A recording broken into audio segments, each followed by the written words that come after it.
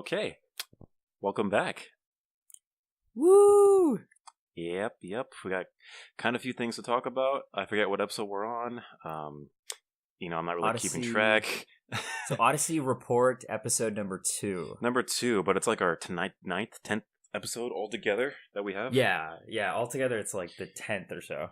Jeez, Probably we're going by 9th. quick, dude. We're pumping these out 2 I know, episodes a seriously. week. Jeez.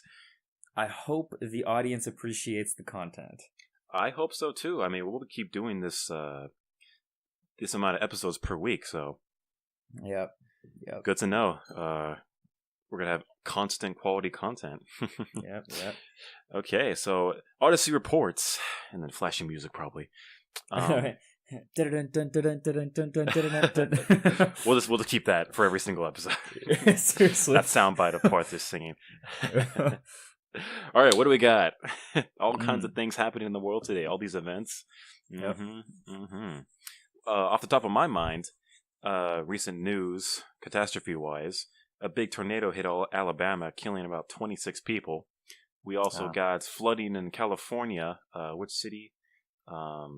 Grinville, something like that. They're saying it's up to like 30 feet of flooded water. So they're kind of in a mix down there or up there. I don't know where that is actually. So that we've had so much rain this year in California. Have you noticed that? I haven't noticed, to be honest. I don't go out much. Maybe it's in LA, but it's definitely been a lot. Yeah, I'm not down there right now, so maybe it's different. I mean, when it comes to rain in LA, it's kind of scary, isn't it? Because people freak out. And it's not really. It makes the traffic worse. That's true. Sort of and we had an episode about traffic and freeways. I'm pretty sure it just makes it worse. So yeah, LA's a good place to be, but then again, it's not. Yeah, so we got those. What else is on the news? We also got political news in respect to Cortez. I can't really say her whole name, so I just call her by Cortez.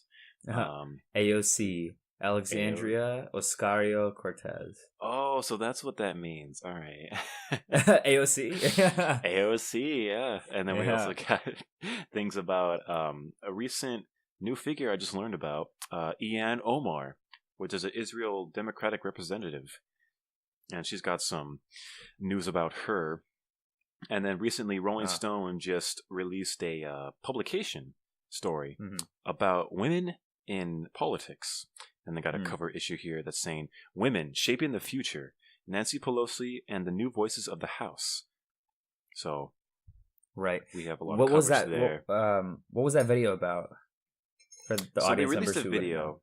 Yeah, so the Rolling Stone, famous publication company, Rolling Stone magazine, they did a story on these 4 individuals. And they released it on YouTube. And it's 5 days old. And it's getting a lot of backlash even now, right? You just watched it, and I just watched it. It has a lot of dislikes. It doesn't have that many views because I think it's kind of new, and I don't think many people watch that kind of thing because it's kind of a, I don't know, unpopular video. It's not going to be on trending. I know that. Okay. But you don't think it's going to turn into the next Gillette commercial? You know what? I don't think so. I don't think it's that big because it's not as offensive. Right. Actually, it really isn't. It isn't. It's kind of mellow, low key. To me, it was a little bit empowering, actually, for women. I can understand why. I mean, it's a typical thing, right? Coming from like the Democratic left nowadays, like it's the typical Donald Trump, Mr. President. I'm telling you, do not run for president in 2020, right? Like Nancy Pelosi said that in part of the video. He's quoting the video, yeah. Right. That's what she said, and. The message was, we're trying to show women that they too can have the power to run for office and that they too can do this. Does that make sense? And we are the prime examples to showcase this to you. Collective encouragement. It's that kind of message getting across to a specific type of demographic in respect to the political community. I think this video... It's not a bad video. It's got good lighting. The details of it are pretty nice. I mean, professionals shot the video. It's obvious to see. Yeah. I think what gets people ticked about the video is that Hmm. it's so specific, right? And people are tired of this focus on, women and empowerment and, bringing down the other sex and Right. mentioning toxic Masculinity. masculinity, Yeah, toxic anything else, just anything in that area. I think that's why definitely, it has a lot definitely. of dislikes as of right now, and I think it will in the future. I think people are getting a little yeah, yeah, people are definitely just getting a little tired of hearing the whole like narrative, and No, I I am. think this whole I know, me too, trust me, dude. And I think it's not just us. I definitely think there's a good portion of the population out there that's actually been slowly shifting in their mentality over the past 4 years. And I definitely think that this is going to have a um an impact on 2020, the elections, because you see a lot of these podcasts like Joe Rogan, the Ben Shapiro The show, big ones, yeah. what's it called? Which one? The Rubin Report. These Yeah. shows, they're becoming a lot more popular, and I see, even I've had a couple of personal friends who defaulted, growing up, to the left, and they've been sort of reinvesting their thought into not even the right, but like just anything else, That's what happened to me, to be honest, because I grew up watching talk shows. So Stephen Yeah, Colbert, Jimmy Fallon, Trevor Noah, Seth Meyers, kind right. of left-leaning shows. They mix in comedy, they mix in these leftist views, and they pretty much trash on Trump 24/7. So Right. I got tired of that platform, of that message. Nothing was very informative. It was just a bunch of hate, backlash, and making fun of. As of right Yeah. now, I've pretty much transitioned to these podcasts, which are not only informative, but rational and Hmm. very relatable, to be honest. Absolutely. And I think most Absolutely. people are going to that phase, including you and I. Yeah, yeah. I still think that there are a lot of people out there who, um, the vast majority of people don't even really care about this, to be quite honest. I mean, if you look at the whole population of the US, I think it's around 330 million, probably growing now, maybe to 335 or so.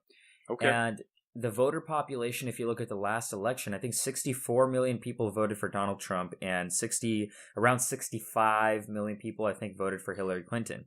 But isn't it the So, most voted term as of right now? Like the most people voting? yeah.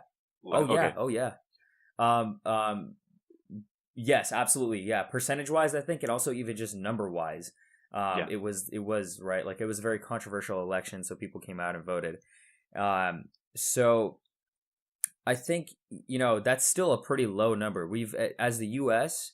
as a country has always had a low percentage of, voter participation, and that's been something that, our teachers have, university professors and everyone talked about. Like, we need to get the young population to vote, and get used to voting, because they need to be responsible citizens and everything, right? Hmm. Um, Now, it's funny because, okay, so there's that portion of the population that doesn't really even follow politics so much. They don't really care. They try not to get too involved in it. Then there's a portion that, um, they get involved, but not so much. And when they do, they're afraid to speak up, because what they believe goes against the narrative of the times, right? And especially if they're like younger, the younger population. You're expected to default to a certain narrative that the universities, will teach you. You're not allowed to challenge what the universities teach you, because they have a certain authority. Well, why is that authority there? Well, because they're universities, right? Like, you have to respect that authority, because they're universities. I mean, who else could be right? You know what I mean? They do the most research. They do the most. They have the most professors who, know the most things. So you can't question anybody in the university. Um, so It they use kind of that feels like authority. that. Yeah. Yeah. It's that So idea that these universities are chained to this public image. Sorry, I cut right. you off right there. No, that's fine. That's fine. Yeah. No. So I agree. I agree. And so I think that people are slowly starting to shift more towards diversity of thought. That doesn't necessarily mean that they're going to go to the right, but that means that they're opening up, and they're maybe exploring different ideas on the political spectrum, right? They're going issue by issue and starting to rationally think because rational people still exist out there and they're doing podcasts. You know who I heard say that conservatives are taking over social media? Candace Owens.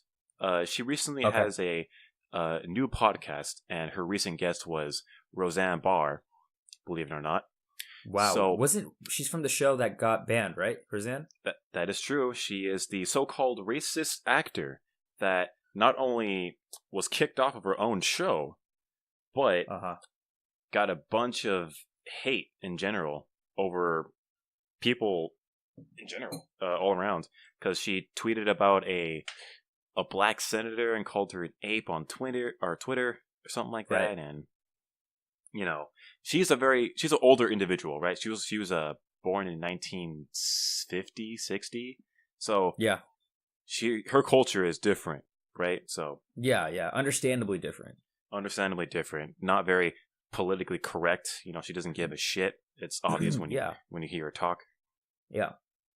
But back to my point, Candace Owens, she was arguing the point that conservatives are taking over social media because of the exact argument you were giving, that most people are pretty much transitioning from this idea that the leftist and all this polarity in the medium spectrum of politics is bullshit, and they're diverging and they're changing, and conservatives are getting more of a voice in respect to social media.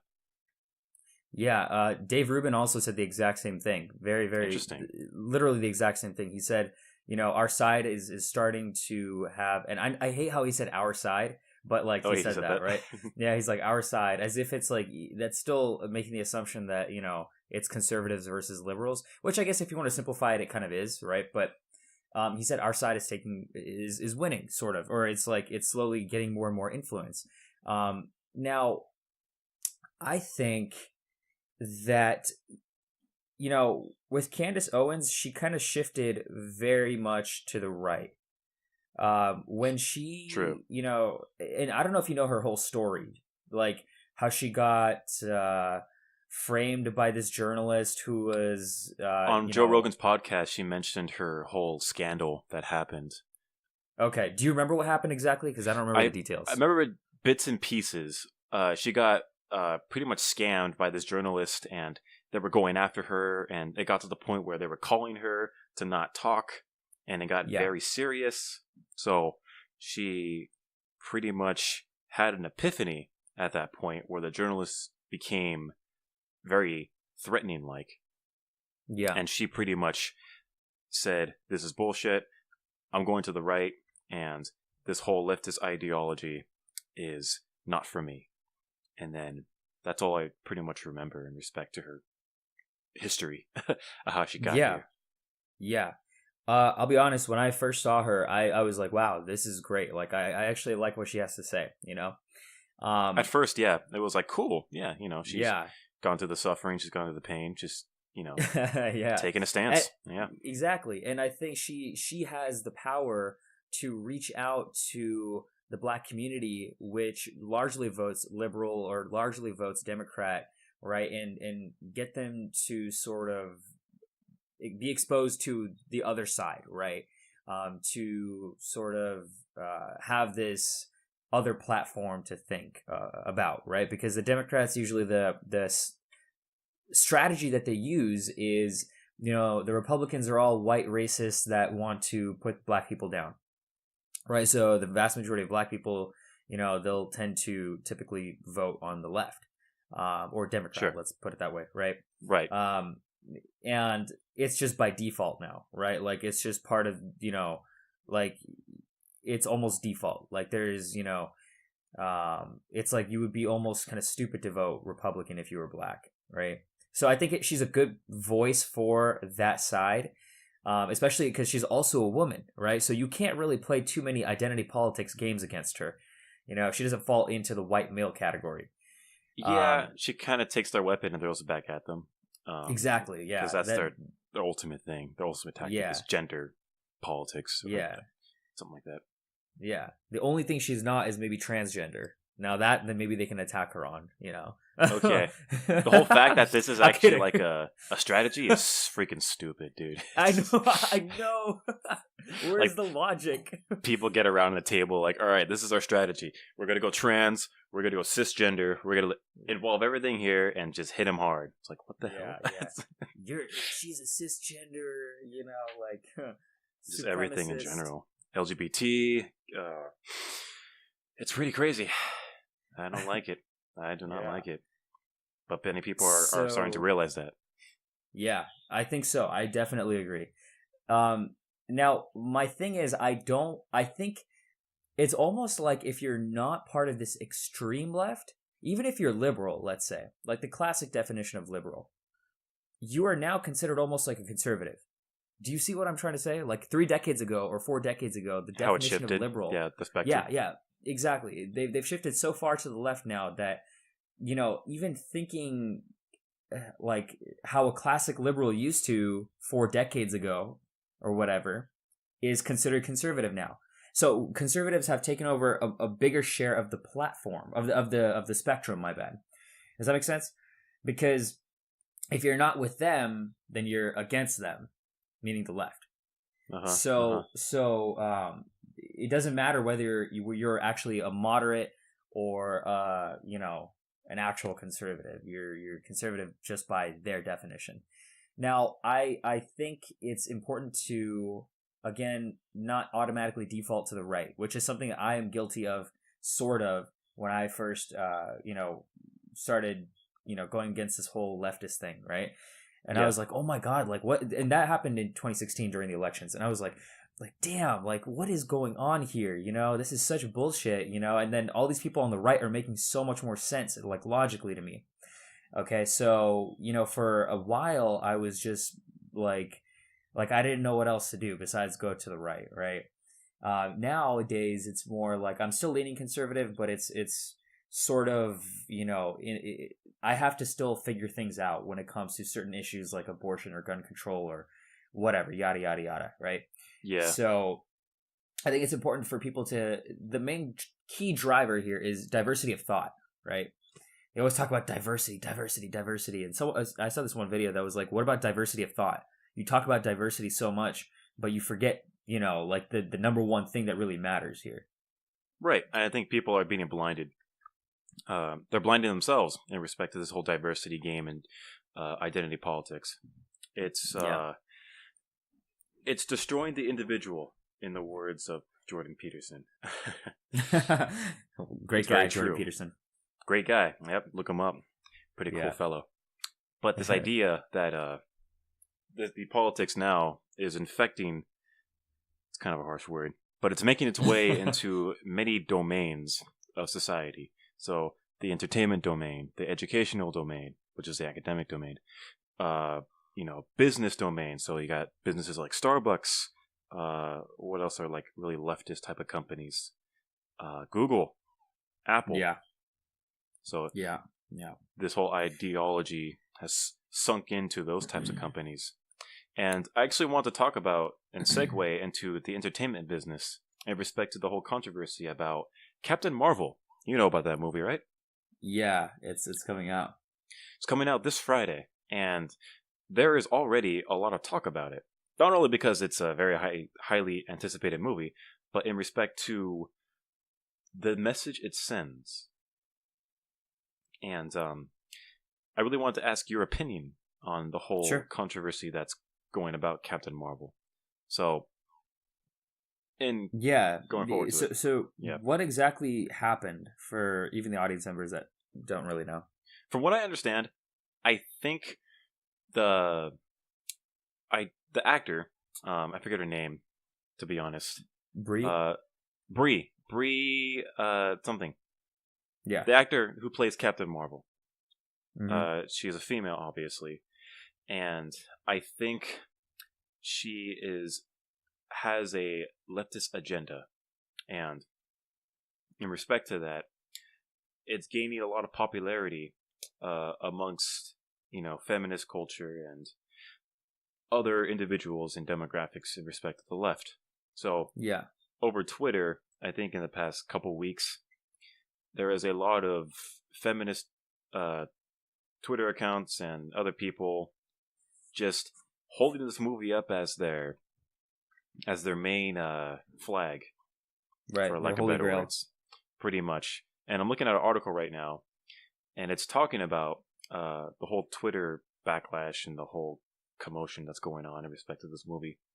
It Hmm. says here, it should probably be noted that the Twitter account isn't representative of all Captain Marvel fans. They're referring to the feminist Twitter accounts. Right. Though the directors have confirmed that the movie is a feminist, humanist movie. And the Twitter Okay. accounts only suggesting white men who are haters shouldn't be welcomed at movie theaters, leaving out non-whites who are potential haters. Seems rather an odd statement and should be questioned. The Captain Marvel controversy has also caused the shutdown of certain fan features at Rotten Tomatoes. The movie review aggregate site closed the ability for fans to vote if they want to see a movie prior to its release and comment. But following Captain Marvel's wants to see rating plummeting, Rotten Tomatoes removed those two features entirely. So, I guess there was so much controversy about the movie before it came out on Rotten Tomatoes that the company Rotten Tomatoes, which is a movie rating business, decided to delete comments and reviews before the movie has come out, because there was so much speculation and hate prior to the movie's release this Friday. Right. Kind of interesting. So, in Yeah. respect to So that, I think yeah. So it comes down to censorship, right? And I don't think it was censorship in the sense that like they block these comments and stuff like that. So we talked about this in I think the very first episode of Odyssey, where this Gillette commercial was apparently everyone in the comment section was commenting and saying, why are the dislikes changing? Why are the dislikes on this video changing so much? It's like they're going away. And I don't know whether it was Gillette or YouTube or Google or whoever was doing it, there was some third party. but Yeah. it was some sort of third party that was getting rid of all these dislikes that, and showing the true nature of what people are actually feeling on the inside and how controversial this is, because that one ad could have potentially ruined Google, right? And that's exactly the fear that they have in regards to this movie, because Marvel has taken over the freaking movie industry. Like practically every No lie. popular movie that comes out is like a Marvel movie nowadays, They are dominating the box office, yeah. Yeah, so if Captain Marvel, who is supposedly supposed to be like one of the saviors in the last Avengers movie, has to have her own movie like 1 month prior to the release of the last Avengers movie. Yeah. She has to have a good movie, right? She has to become acquainted with the audience. The audience members have to get to know her and like her. Yep. And so they don't want any sort of negativity around this movie. It should be a very like smooth landing or a smooth I guess, how do I put this, like time in the box office. Right. And it has to be that way, because if it's not, people would potentially just not go and watch the movie, and that's going to cause a massive drop in the box office. They're going to lose a lot of money, and money drives a lot of things. So it's crazy to think about. Yeah, I think the idea is the company Disney, I think, is the main controller behind all of this, because they own Marvel. They're trying to desperately keep revenue up, and they know that the idea of the politics pretty much so ingrained in people's culture and their minds that they need to pretty much cater to people's emotions and feelings, and they need to make sure that the movie itself is likable.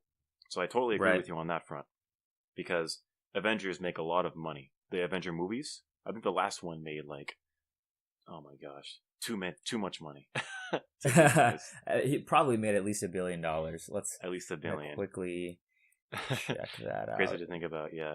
But there's this new character they're introducing, and of course she has to have her own movie, and they need to make it good, because I think the final Avengers movie is going to be pretty much focused on her being the savior and the hero. Yes. So her image needs to be Good. Whoa! Check What's the this out. number? So the budget was 316 million to 400 million to make the movie. It Okay. made 2.048 billion dollars. Opening weekend? No, just overall. Overall, okay. And I think, if I'm not incorrect, that is close to, it's probably second or third place in terms of overall box office. I think the only movie that would have won is Avatar. Avatar's still number one. I believe that. Yeah. Okay. Um, That's crazy. that's insane how much money that make. I think the number one movie overall in terms of like, adjusting for inflation, is Titanic? No, not Titanic. Gone with the Wind. Oh, really? Yeah, because that was the first colored movie in Hollywood, I believe. Oh, I had no idea, actually. I think that's how What it year? goes. Oh, geez, 1940, 1930, 50? Gone with the Wind. I know it's 39. Release date 1940, January 17th. That's what I have. Oh, here. okay. Okay. Yeah, box office $390 million, and that's in 1940. Wow. So, who knows how much that is in respect to today's inflation. So, crazy to think about the movie business. Yeah. It's yeah. huge drive in respect to the market and the economy, probably. Oh yeah. And media just in general has a huge impact on what people think and the way they think, you know? I mean, we were talking about, and we're not going to get too much into this, but I know we were talking about like intergender dynamics and how young boys are being influenced by media to act in a certain way nowadays, you know, because of media, right? And that influence doesn't stop there. It goes into politics. It goes into all this stuff, and they're socially conditioned from a young age to think that reality works a certain way, but yeah, it's not supposed to work like Disney movies. It's not supposed to work like the, you know, media always shows. So it's not a clear depiction of reality, pretty much. It's a fantasy world that people love to believe, and they want it to be true very desperately. So yeah, actually, one of the laws of power is to play to people's fantasies, you know, because the reality is too harsh for people to handle. Disney realized that power of law, or law of power, really early in the game. So definitely props to them. They really won. They pretty much dominated the movie industry. They got Star Wars, they got Marvel, and then they have their own independent Disney movies coming out, like Frozen. So. Yeah, you know, Disney. Oh my God! You know what I found out actually? Walt Disney was actually a supporter of Hitler, and his whole mission to eradicate the Jews. I think one of Hitler's top scientists actually met Walt Disney, Werner von Braun, something like that, the godfather of rocket science. But go on, you were saying? No, that was insane. I never knew that. And when I found out, I wasn't crushed, I'll tell you that, but I loved Disney movies growing up. You know, I mean, yeah, who didn't? I'm not gonna say like I think they're part of. I'm not gonna say I love Disney so much that they're I'm like breakaway a fairy government. Tale. Alex Jones comes in. Oh my God! But you Let's know, not go into that. I grew up loving Disney, and obviously I know Disney's not realistic, and I know that I'm not going to be one of those guys. But that's a crazy idea. I never knew that. But regarding Disney, they actually had a lot of difficulties in, I think, the 80s and the 70s, and even the late 60s. Late 60s, 70s, and 80s, the company was just not doing well. And it's because they switched over to some new sort of technology, but that technology just wasn't good. The storytelling wasn't as good. Walt Disney had passed away, and the company was in someone else's hands, right? And so, did you ever watch young kids movies when you were young? It was called The Land Before Time. Yeah, a few episodes here and there. I remember that. The little dinosaur movies. Yep. So the very first The Land Before Time that came out actually was directed by a guy named Don Bluth. And Don Bluth actually was, I think he either took over Disney after he went, he used to work at Disney, and he wanted to implement a different engine for building, stories and everything like that. And what I mean by engine is like technology for animating all of these movies, right? And Disney told him no. Like they kept telling him no, no, no, we're not going with your idea. We're going to stick to this. And so he left the company and went to, I think it was, he went to some other company, and essentially he made The Land Before Time, which was a hit. And so, if it's funny because I don't know, I mean, it's not funny, but it's just an interesting fact. It's interesting, yeah. It's interesting. Funny to think about. It's interesting. Yeah. That's crazy to think about. I mean, yeah. Disney, they've got to be one of the most successful companies in history compared to like Apple and Google and even oil companies and things like that. I'm looking at their website right now, and we all know that Star Wars Land is going to be opening in 2019. And according to their website, it's apparently going to open in this summer. Wow. Jeez. I had no idea Star Wars Land was an actual theme park. I thought it was like a park. No, I swear I didn't. I thought it was going to be really? like some sort of. I thought it was going to be like a little addition to the actual Disneyland or the actual California Adventure. But it's going to be a third theme park dedicated just to Star Wars. There's going to be one in California, which is in Anaheim, and there's going to be one in Florida. Okay. So I told you about that. I remember. Yeah. I think you were the one who broke the news to me, actually. They had to buy a bunch of land in order to build the resort. So what they did was, there's not a lot of land available in California, in Southern California, mind you. Yeah. There was a lot of real estate in Anaheim.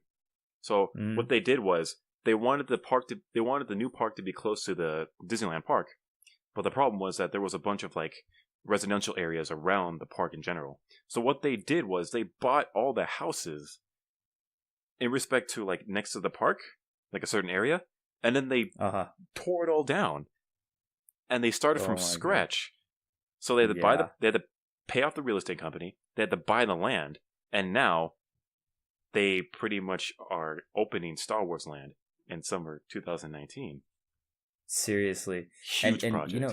What's crazy is I actually took a real estate course when I was back at UCLA, and my professor was saying that Disneyland, when it was first built, the actual Disneyland, the way they acquired the real estate, how many ever, parcels of land or whatever it was, they cannot buy it all at once from Disney. Disney cannot just go up to, all these different little farmers and say, hey, can we buy off your land? We're trying to build this massive project here. We're trying to build Disneyland here.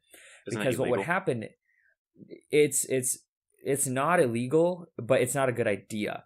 Does that make sense? Go on. And so what it is that what happened was they created a bunch of fake companies to go negotiate on behalf of Disney. And the reason that they did this was because if they knew that Disney wanted all this land to build Disneyland and they needed it, well, what would happen if, Disney had bought, let's say, half the land, and then the other half, all these little farmers got together and said, okay, let's just jack up the price. Like they can't, they have to have this land. We're going to sell it to them at a premium price. And we're going to be ruthless on our pricing. So what they did was they created a bunch of fake companies that all had nothing to do with Disney. And they sent representatives to actually buy off these parcels of land separately. And you technically don't have to know what the land is being used for. Does that make sense? You can just imply it. So I think one of the fake companies that they created was called something Rancheros. So it was implied that this little company wanted just to like build a ranch on that land, but they had no idea it was actually part of Disney's plan to actually take over all that land and then to build this theme park. Right. So crazy process, and it's amazing to think about how valuable land is. Yeah. Disneyland is definitely going to be dominating the entertainment business for quite a while, because they have Marvel, they have Star Wars, they also have different Disney movies, and even growing up, they kind of dominated it as well, right? They Yeah. They made all these animated movies, princess movies, and you like the Lion King, and there was also Hmm. the Jungle Book. There was Mulan, Hercules, Hercules, Tarzan. Tarzan. You like that? Yeah. I mean, childhood. Seriously, Once that they get spells you in your childhood. childhood, they got you. And I think they have a magical ability for storytelling.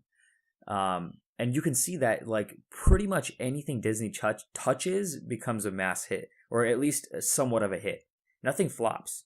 I don't think so I've ever far, seen Disney yeah. flop. At least not in the past like decade. Well, their Um, Star Wars movies aren't doing so well. The last one didn't make a lot of money. okay. Oh, really? So Okay. fans are a little skeptical about their plans for Star Wars in general, like the movie Okay. franchise and the books, things like that. Hardcore Right. Right. fans. Okay. But to the Well, what I'm referring to is like animated movies like Frozen, like Tangled, like the actual cartoonish that show, movies, right? yeah, the bread and butter of Yeah. Disney, pretty much. Right, right. They touch on Pirates of the Caribbean, which didn't do that well the last like at least couple I think movies, after the third one, revenue started going down. Yeah. But I mean, a good series. I think they should have stopped that Yeah. too. But they dried it out. they squeezed out a bunch of revenue as they could. So Just like Transformers. just like Transformers, they should have stopped at one, the very first Transformers. But no, they had to do four more. Yeah. Even Terminator. I think Terminator now it has like 6 movies. It's got a lot of sequels now. Oh wow. But I know yeah, for sure there's at least 5. there's at least 5. Okay, Yeah. Yeah. they keep continuing. They keep doing Yeah. it. I mean people pay for it, right? Like they're profiting on these movies, so they're not gonna stop. I Doesn't think even matter if they're that good. right. I mean, that's the whole Star Wars idea too. Since Disney is always going to make a Star Wars movie every year, I think that was their promise to the public. But who knows if they'll stay true or not? Yeah. Yeah. Crazy to think about. Speaking of movies, going back to Captain Marvel, Mm-hmm. I recently found something kind of interesting in respect to that movie. Right. I was looking at show times this weekend, so the opening weekend for Captain Marvel. March 8th is Friday, and then 9th and 10th is going to be Saturday, Sunday. I looked at major theater companies like AMC, Regal. That's the major companies down in Southern California. The only movie they're showing is, guess what? Captain Marvel, according to their most current schedules for the weekend. Yeah. Which is abnormal because Very abnormal. every time a movie is released, there are other movies playing as well. That is very true.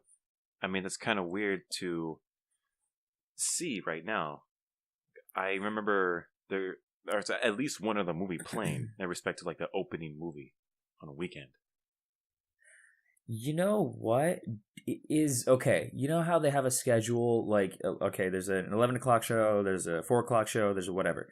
Do you think that every single movie theater is going to be playing Captain Marvel at the exact same time? Because there's No. going to be such a wide audience that like they need more theaters to fill up. You know what I mean? They're expecting more people. Is that why you think it might be? Oh, you're thinking that theaters in general, the companies, they're saying, okay, this movie's going to be a big hit, so we need to reserve as many seats as possible for Yes. this movie. Okay. There's that kind of thinking too. Maybe. I mean, it seems unlikely because it can't be that big of a hit. Like, if anything, they would have done that for the Avengers, not Captain Marvel. they didn't even do that for the Avengers, did they? They had separate movies playing as well Yeah, yeah. during the weekend. Maybe they're gambling right now. Who knows? If the other theaters are closed, that just doesn't make any sense. If they're not being used, it doesn't make any sense. Like why they would do that. Maybe they're using every theater. I'm not sure on the details actually. Yeah, because wouldn't they be losing money if they closed all the other theaters? That is true, actually. Maybe they'll be saving money because if they shut down a theater, don't they save a few bucks on like power and I don't know, employees. Oh yeah, possibly, yeah. I don't know the math. Maybe they got it all figured out. Yeah. Maybe you know what they found is that on opening weekends for big movies, people, when they go to the movies, they're like, okay, so what movie do you want to watch? Well, they typically choose the newest one that's the most popular one, right? So there's probably no point. They probably don't even sell enough tickets for the other movies to make up for the cost of running that movie. So like all the power costs, all the No like break evens, energy yeah. costs, yeah, they don't break even, right? So it's just like let's just shut down those theaters or those movies for the weekend and keep a little bit more profit. Maybe. I haven't been to a movie in quite a while, but when I did go, it was usually the newest movie I went to go see on the day it came out, or like a day Yeah. or two after. Mm-hmm. Maybe they're got the right idea, but another idea or another reason this is all happening, kind of going to a conspiracy theory here, is that uh, Disney or Marvel is pushing this movie so hard that they're forcing the companies to show it for the entire weekend. That's another theory. Kind of harsh, Okay. kind of Okay. out of left field for this one, but I wouldn't say that that's too far off from the truth, to be honest, because they have a lot of money, and I don't think that they. I mean, if they were trying to make it a big hit, then they're trying they to. wouldn't hesitate to do Because that. You know, I think it's imperative to Avengers. it is. It 100% is, right? Do you think that the same thing is going to happen when the Avengers comes out about a month after? You know what? I don't think so. Honestly, Okay, I think we'll it's see. just this movie. We should Yeah, we'll probably see. we'll have that on the next on the Odyssey report during that time. Yeah, That we week. will. We'll keep a close eye on this. Yeah. Don't worry, folks. We got it all covered. You can trust this news source. We don't have everything. We just have the internet to go off of. So, Yeah, in our own minds. in our own minds, maybe you can go see the movie itself and confirm that they're only showing this movie this Friday. Yeah, I'm down. Yeah, are you coming Yeah. down? I'm coming down for the 14th. Oh, I see. Yeah, so I'll be there for the weekend of the 14th. Okay. Yeah, that concludes our Captain Marvel topic as of right now. There's no other recent updates on the whole, controversy and the show times. We'll just wait and see when it comes out this Friday. See what people think. Yeah. What else is there, to be honest? We got the politics. We've also got talked about Disneyland. Candace Owens.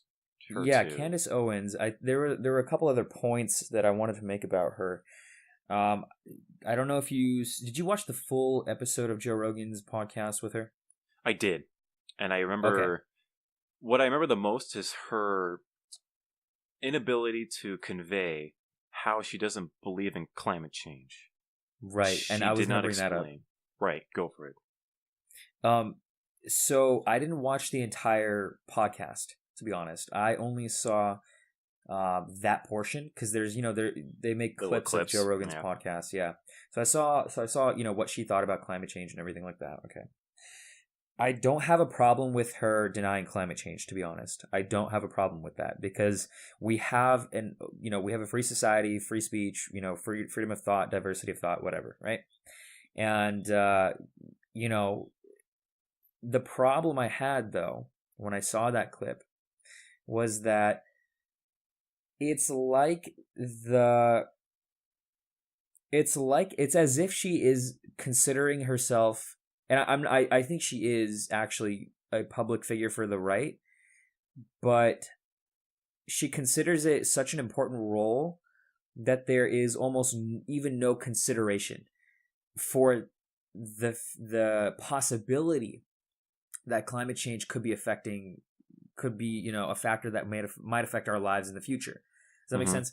There are people who believe it's going to destroy us in like 10 years, and there are people who have these crazy oh my god, all of England's going to be underwater. It's like, are you kidding me, dude? I don't think that's going to happen in 10 years. Then there are people who are somewhere in the middle, somewhere along the spectrum. And then there are people like her who just flat out think it's a hoax, and just kind of like Donald Trump, right? Again, people have the right to think what they want. But when Joe kind of was questioning her and saying like, well, there's a lot of science that goes into this and yada, yada, yada. The sort of arguing back that she didn't seem so logical to me. Does that make sense? It was a flat out, I just don't believe it. Kind of like brainwashed. Like, yeah, I choose for not lack to of believe better it. words. Can I not choose to not believe it? Can I choose not to believe it? She had no rationality toward her argument, and it was so blunt and forward that I think many people didn't like her at that moment. So even Joe Rogan Yeah. was like, "Well, you can't say that. You have to explain yourself, and you have to rationally think about it because so many people look up to you, and you're an influence." Yeah. And Joe Rogan was explaining, why you shouldn't just say climate change, isn't real. I mean, you have to consider that there are affecting factors in respect to, The certain science and the data behind it. data in respect to like, higher rise levels in the ocean and, hotter climates and even some weather patterns that are going a little haywire. So Right. it's kind We of should actually weird. have a Odyssey Academy video on climate change. You know what? That'd be a good idea, but we really need to do our research. 100%. No, I agree. We'll take our time to do the research. Yeah. So Um, I really want to get into that, to be honest. yeah, it's a huge subject. A huge subject. Huge. So she, it was just the problem. I think was, again, like it goes back to the whole: are you just defaulting to the right because the left just seems kind of irrational nowadays? I think she falls into the mentality that she's gotten so much hate from the left that she needs to side with the right. Very possible. And I also have an alternative theory here. I think that, before all this stuff happened, okay, think about this. Who was Candace Owens to the world? I never heard of her, to be honest, until she came Exactly. onto Joe Rogan's show. Exactly, right? She got famous. She is now famous as a public figure for the right, especially in the black community, correct? So, my rationale would be, if she is in that position, she's going to do what it takes to keep that position and that sort of authority, maybe some sort of support from the right. Does that make sense? She needs to be clearly anti-left. Clearly, she needs to show so hardcore that she hates the left, and this is part of her appeal. You see what I'm saying? Mm-hmm.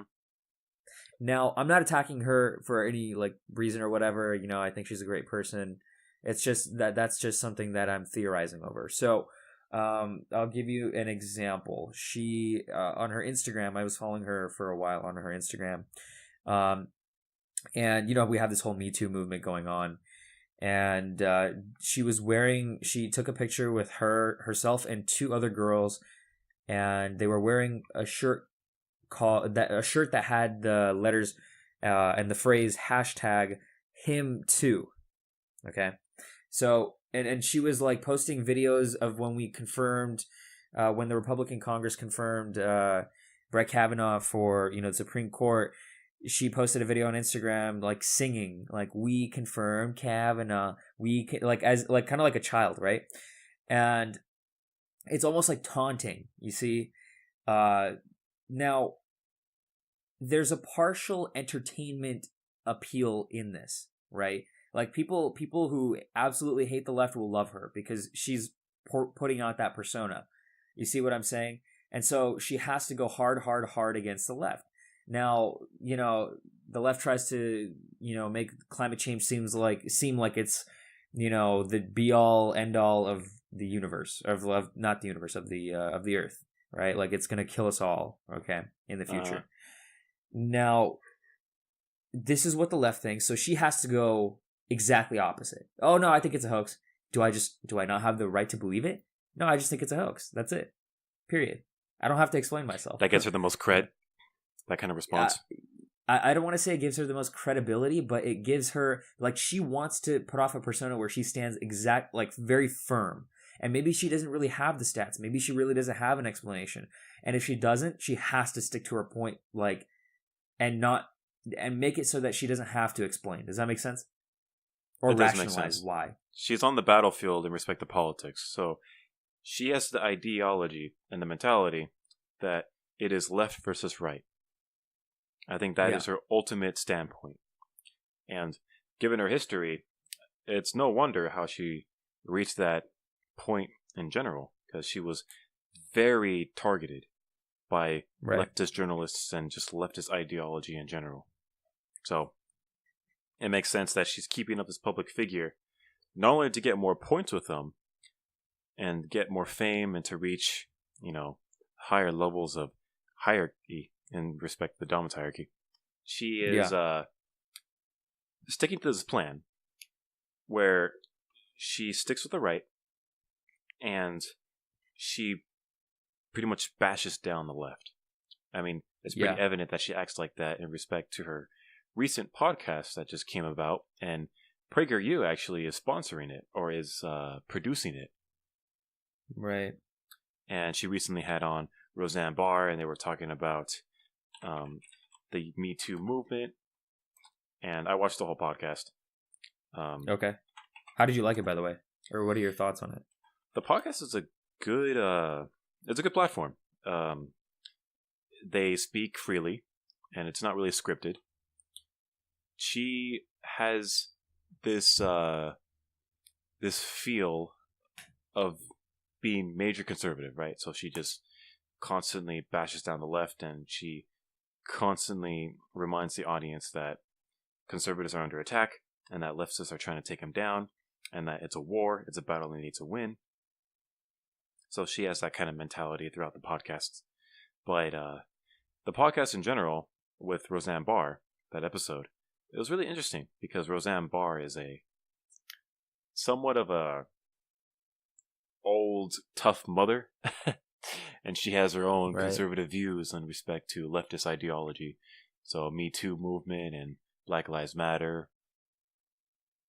She's a very tough woman if you listen to the podcast. Do you know about her in general? Roseanne Barr, yeah. I just heard that she, got kicked off her own show for tweeting something about like a black person being kind of like an ape or something like that. That's all I remember. The only thing I know about her in respect to her career is that she's an actor. She's a famous actor for a show called Roseanne, and that show is like a classic comedy.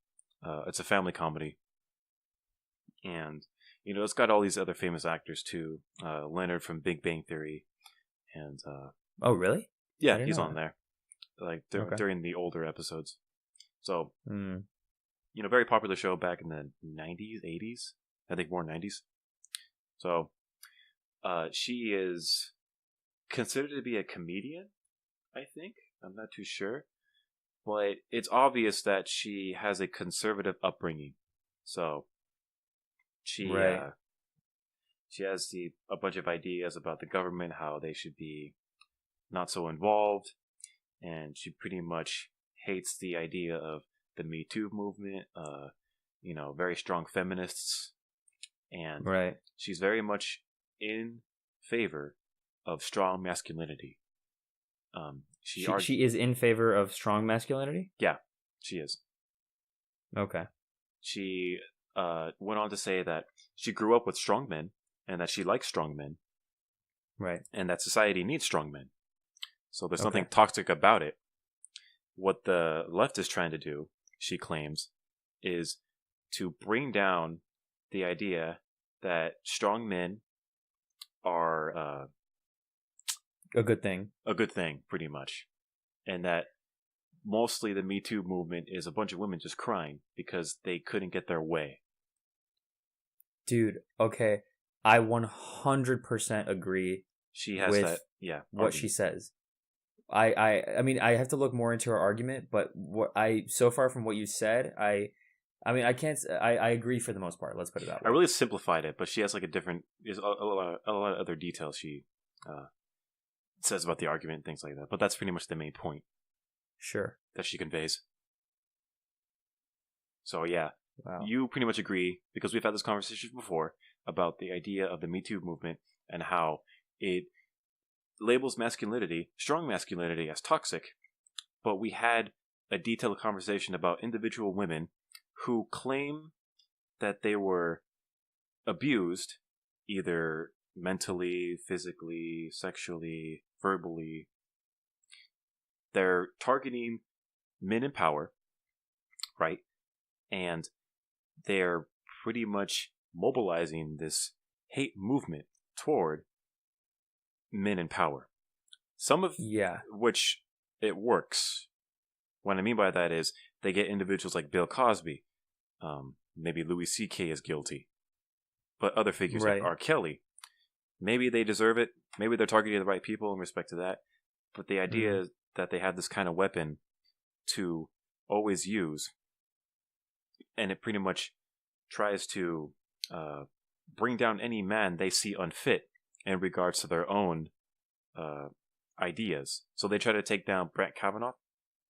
Yeah. So that was a big thing on the news. But it's like no one's safe. You know what I mean?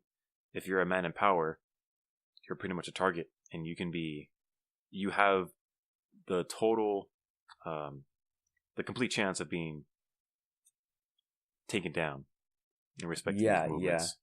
Feminists, Me Too, Black Lives Matter. A lot of hate. Yeah, guys got to be careful about this kind of thing, you know, especially when they're going out partying or something like that, and they meet a girl. And I mean, I'm not gonna say like, I'm just gonna say, be on guard. You know, if you notice potential signs that something could go wrong here or there or whatever, I would suggest not even partaking in that, because it can ruin your career. It can ruin your reputation. It can, you know, send all these feminists after you and things like that. Now, yeah, no, I mean, that's pretty much all I would have to say. Yeah. That's a different conversation to have in respect to the dynamics the of Me Too. The Me Too in respect to, you know, men and women on the individual scale, where they're at a party and, you know, it's a social setting, and you have experience with this because I don't know if you still do party, but you used to go to social gatherings quite often.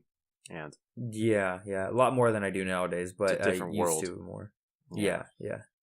But gotta grow up someday, you know. Growing up, yeah, some men never do. Going back to the women in politics, it's a strong indicator that media in general are pushing, maybe enforcing this image of women in politics, right? So you have Cortez, you have Nancy Pelosi, you have other representatives. They're desperately trying to get all these ideas into people's minds before the 2020 election. Yeah, because I think because they know that Trump is a very tough opponent, and he's proven that in respect to the previous election. So the Democrats are doubling down because... You know, and I think that's a stupid thing to do, to be honest, to double down on whatever they've already been doing. I think they should have learned the lesson from 2016 and realized that people don't always think like that. And I know maybe they might have a better opportunity with Bernie Sanders than Hillary Clinton, but Donald Trump has sparked something in people that is not going to be easy to take down. And the thing is that he is the representative of everyone who hates PC culture, which is becoming more and more popular nowadays, to hate PC culture, right? Because we talked about this because of podcasts out there, you know, people becoming, I guess, awakened to the idea that there is a rationality, being woke, to a rationality beyond just PC culture, right? Yeah. And just feelings, right? There is a logic behind certain things, right? So you have to consider that. Now, what was I saying before about the... Oh, yeah, they're doubling down on the exact same idea when, in fact, I think they should go exactly to the opposite direction. Because there has been a Democratic presidential candidate for 2020 that has actually caught my eye, and I actually really like him.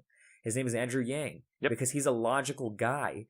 I saw his podcast with Joe Rogan, and I'm like, you know what? I actually can get on board with this, and that's coming from a guy who loves capitalism, the whole idea of capitalism. This one guy, this Democratic candidate, has, I don't want to say he's fully convinced me, but he has not, made me hate him or made me, be like, no, this guy's crazy. Like, how could anybody want universal basic income? We're gonna become socialist, and that everyone knows socialism doesn't work, and this and that, and blah blah blah. But this guy was sitting down. He didn't attack Trump. He barely mentioned anything about racism or sexism or identity politics. He specifically spoke on economics, which is fantastic because, and he talked about all these facts, like there was a straight line, indicator between manufacturing jobs lost and Trump winning in those districts. And, I'm just like sitting here like, wow, this guy actually analyzed why Trump won. And he's analyzing, he's an entrepreneur. He understands what's been going on. He knows people's problems because people actually care more about their paycheck than some fucking identity politics bullshit that the left is throwing. Right. So he understands this. He knows that his best chance at winning is to not be like every other Democratic candidate on stage, right? What is it? Cory Booker, Kamala Harris, Elizabeth Warren, all these people, the vast majority of them are going to talk about, oh, we have to face the fact that we're still living in a racist society and this and that, about identity politics. And now they're all the same. How do you stand out on a stage of, I think there's going to be like 26 candidates on stage, or 20 candidates on 20. I think it's 20 on in the Democratic primaries. How do you stand out? You have to say something different. You have to understand the problem that the left has been facing, right? The scrutiny that the left has been facing with half the population. I saw comments in on Joe Rogan's podcast with Andrew Yang, saying things like, I vote conservative and this guy already has my vote. And things like, this guy has my vote and blah, blah, blah. And like, wow, this is, I really hope that this is the future face of the Democratic Party because this guy actually makes sense. He's not just talking identity politics. So. Yeah. There needs to be a lot more people like him, to be honest, in respect to the Democratic Party. You don't see a lot of him around in general. Yeah. There's always this PC culture going around, just infecting every domain of society. People are getting tired of it. I mean, we've gotten tired of it. It's gotten us so tired that we decided to do a podcast. We always end up talking about it. Yeah, it always comes up here and there. I like to think about Megyn Kelly and her scandal in regards to the whole PC culture, because she mentioned something about blackface on her network. Was it NBC News, I think? Yeah, it was NBC. She had her own show on NBC, and this one episode pretty much ruined her because she talked about something about blackface and how it was okay to wear, like on Halloween, like why is it racist? And she herself was a leftist individual. She believed in PC culture. I think she was a feminist or something like that. But once she pretty much gave her argument about the blackface, they tore her apart. They fired her. They took her down. They replaced her instantly. You're part of the left until the left comes for you. It's scary to think about how you can just, if you're not always believing in what they have to say, then you have a chance of being executed on the spot. Seriously. Many people they've diverged what pisses from me it. off even more is we talked about Jesse Smollett last time. This guy who faked this whole attack, this whole racist attack on himself, and it was ridiculous because people believe this, and they're like, oh my God, see, racism is real. And I'm not saying racism isn't like out there. Obviously, like to certain degrees it is, but it's like they're trying to create this whole narrative and bullshit. It's a game because as an actor, part of your intention is to become famous through attention. And this is what other way to become famous and get attention than this way, right? And obviously this hoax went wrong because they uncovered it, and he's facing jail time, possible jail time. So it just reminds me that, you have to look into the details and the specifics of the case. You can't just immediately assume that something is exactly the way that it is on the surface. How many people do you think are now leaving the left, given light of Jesse Smollett's scandal and his whole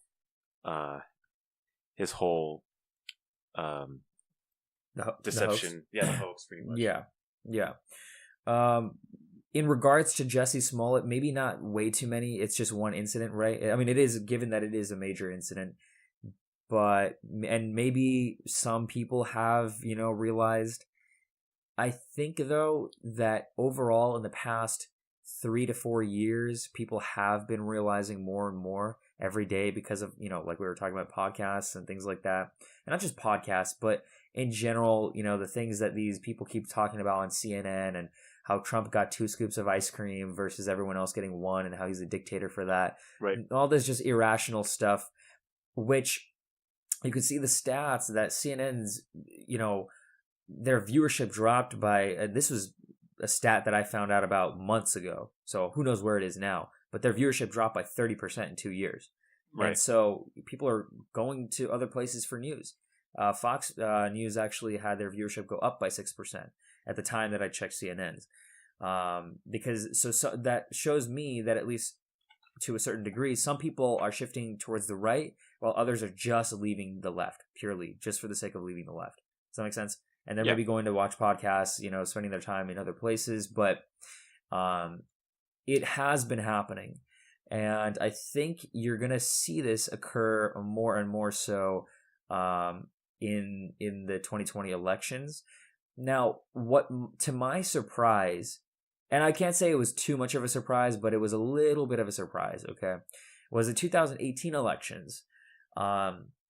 Everyone was like, oh, this is going to be a red wave or a blue wave or whatever, right? It was neither, right? It was kind of balanced. Now, it went almost exactly as expected, right? And obviously voter turnout was a little bit less because it's not as major of an election as the presidential candidates, or as the presidential elections, right? But now, that being said,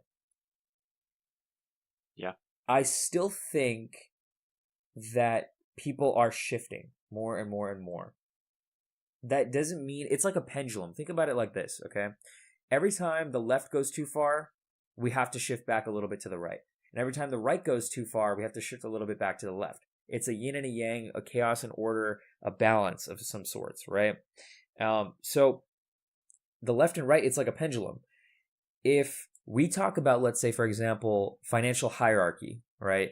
About how wealth is concentrated in the hands of the top 1% or the top 5% of society because of capitalism and, the free market and corporations taking over and not following regulations and whatever, right?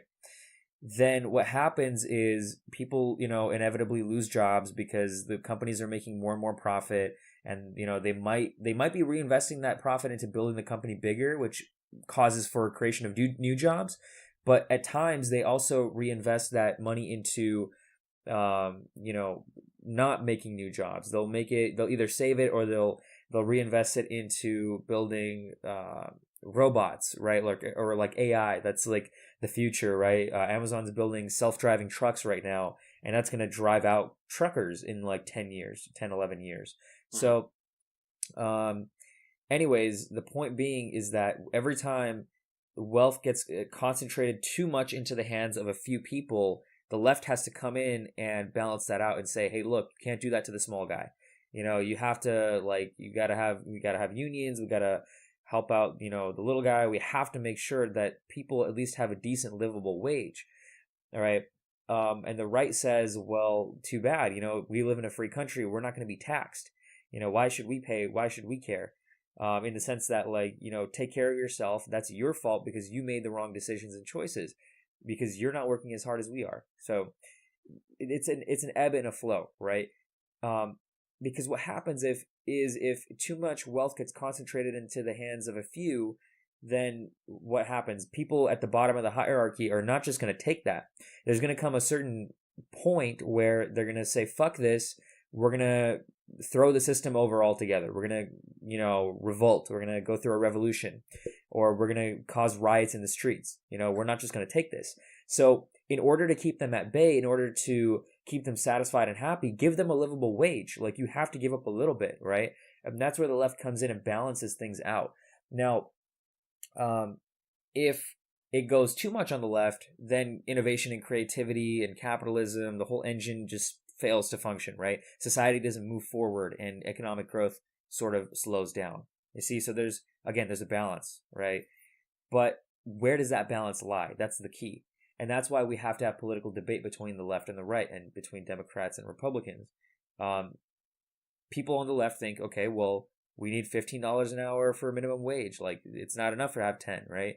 People on the right will say, no, we need to have 10. So what do? We might compromise, right? Like, that's what the chambers of Congress would do, right? When they're making laws and everything. That's why we have the voting system and everything. That's the beauty of the American system. There's this gridlock that keeps the battle forever going.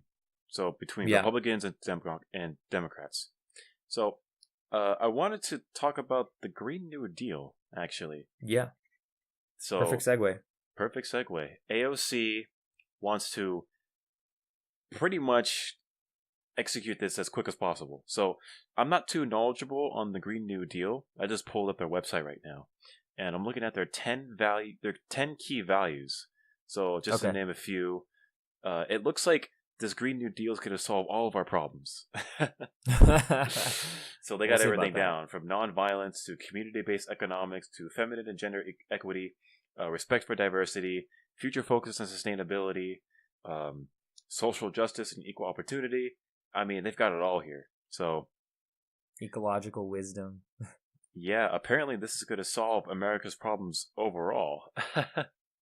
Yeah, we'll leave the link for that, down in the description below. We will. I mean, the Green New Deal, what do you think they're trying to get at here? What's their main message? I think the Green New Deal is extremely leftist agenda.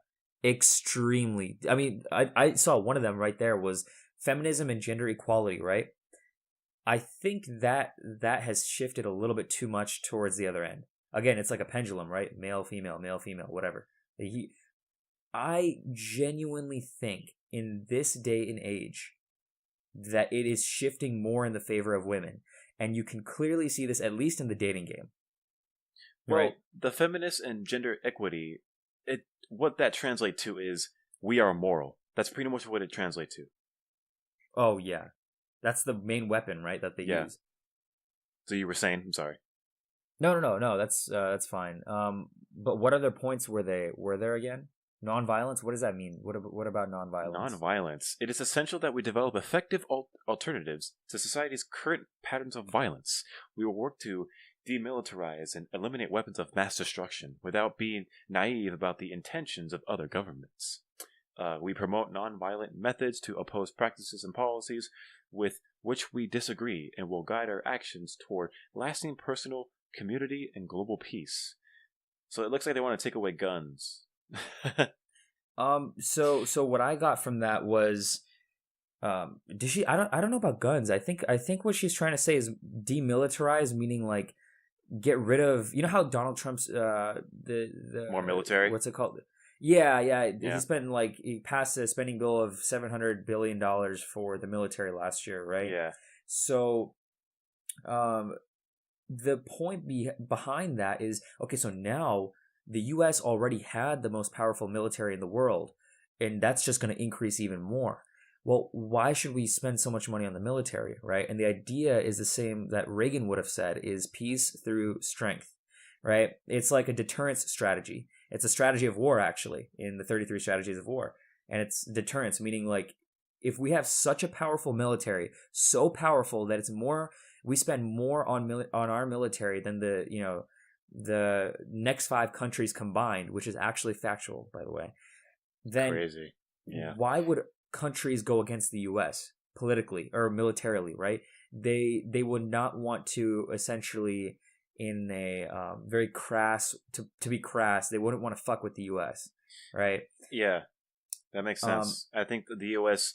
after World War II, they made a decision where they said, okay, we're no longer going to have another World War because it was chaos and it was pure suffering for everybody on the world. Right. So peace through And strength. so, yeah. So I think what she's trying to say is that it should not be that way, right? If we're going to build a bigger military, we're only going to get other countries to build their military even bigger, right? So Trump's thinking was opposite, was that, this is going to deter them. Yeah. Peace through strength. And she's saying, no, we need to establish peace through demilitarization, because that's the only thing that's going to cause them to demilitarize also. Does that make sense? Yeah. So it's like, That's which one is right? Yeah. Right. Would that work, to be honest, though? I have no idea, to be honest. I'm more of a peace through strength kind of person, to be honest with you. But I can't say that. I think it changes over time. And the reason I'm saying that is because maybe during Reagan's time it would have worked because the situation was different. And number one, the technology was different, right? I mean, today, go back to the 1980s versus today. That was 4 decades ago. People forget. 3 decades ago. Or 3? No. 4. Almost 4 decades. Almost yeah, 4. Yeah. So technology has changed. Let's put it that way. Militarily, it has to have changed. Okay, so we can do a lot more destruction and damage now, I'm sure. And I don't see the point of it, because if you're gonna continue, I think we should demilitarize just a little bit. And because another thing is, we're spending so much money on that could be used towards, paying off the massive debt that we have. You see, now I know I'm saying all of this super like, oh, we should do this, we should do that. I'm not 100% sure. I'm not gonna sit here and pretend like I know exactly what I'm talking about when it comes to this, because and the reason I say that is because I don't know the inner workings of the government right now. I'm not in the government, and I don't know what the situation calls for. So if Trump sees that, other, the intelligence that is being reported to the White House saying that other governments are, they're secretly developing weapons or this or that or whatever, then that changes the situation, correct? I don't have the answers to the situation. I'm not in the White House, you see? So I can't say which one works and doesn't work right now. Right, and I don't think most people can't do that. We all have our own opinions, but in reality, whoever's inside the government is going to make the big decisions overall. The public does have a voice, and we can create a bunch of influence, but ultimately it comes down to big figures in government. Yeah. Because they've worked so hard to get into that system. So it's really what happens in Congress and the House of Representatives, the Senate. That's really where most of the decisions get made. Not to discourage a bunch of people who are trying to be influential in terms of, creating interest groups and being politically active. Right. What else is on the Green Deal that like pops out to you? In respect to the key values, to me, let's see here. Respect for diversity. Let's go down to that. Oh, that's one of them? That's one of them. Here it says. What does it say? We believe it is important to value culture, ethnic, racial, sexual, religious, and spiritual diversity. Oh, everything. To promote the development of respectful relationships across the human spectrum. And then it goes on. We encourage respect for all life forms and increased attention to the preservation of biodiversity. Yeah. In other words, identity politics. When did diversity become a huge thing? Like the 2000s, maybe? Like, when did that start becoming the main political weapon that the Democrats I'll tell you this. Using? So I actually pledged a fraternity back in my last not my last quarter, actually, my last quarter of the first year of my college days.